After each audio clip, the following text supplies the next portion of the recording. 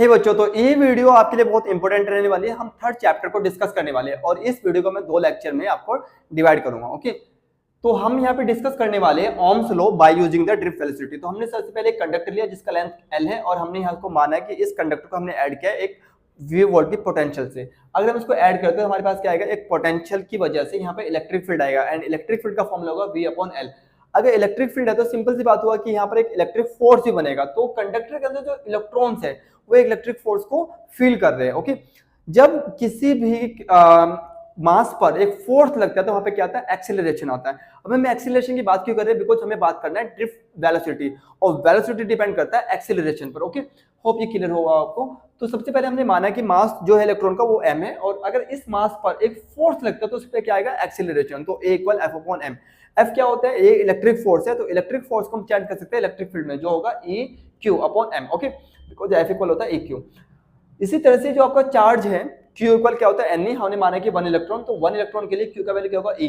और हमने V को चेंज किया किसमें, V/L में, तो V/L में हमने इसको चेंज किया। ओके, अब हमने यहाँ पे यूज किया एक मोशन का फर्स्ट इक्वेशन। तो मोशन का फर्स्ट इक्वेशन ये रहा, V = U + AT।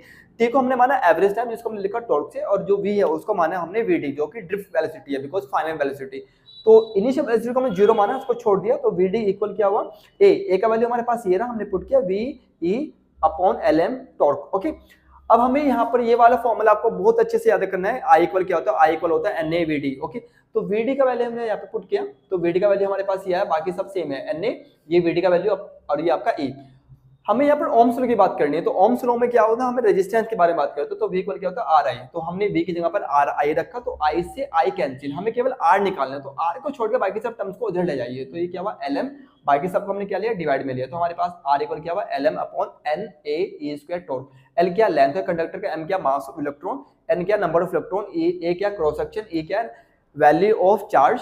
Okay, 1 electron, और आपका टॉर्क क्या, एवरेज टाइम। अगर हम बात करें कांस्टेंट टेम्परेचर, कांस्टेंट टेम्परेचर पे क्या होगा, R डिपेंड करेगा L पर, जो कि डायरेक्टली प्रोपोर्शनल होगा, और R इनवर्सली प्रोपोर्शनल किसको होगा, और आपका क्रॉस सेक्शन एरिया का। सीधा सीधा सा मतलब है कि अगर क्रॉस सेक्शन आपका डिक्रीज होता है तो रेजिस्टेंस इंक्रीज होगा, और क्रॉस सेक्शन आपका इंक्रीज होता है तो आपका रेजिस्टेंस डिक्रीज होगा। दैट्स वाई हम घरों में या फिर कहीं पे भी आपका प्रेफर करते हैं थिक वायर का, ना कि thin wire, because thick wire का क्रॉस सेक्शन ज्यादा होगा और रेजिस्टेंस कम होगा। तो इस वीडियो में नहीं, और नेक्स्ट वीडियो को आप बने रहिए। Okay, bye.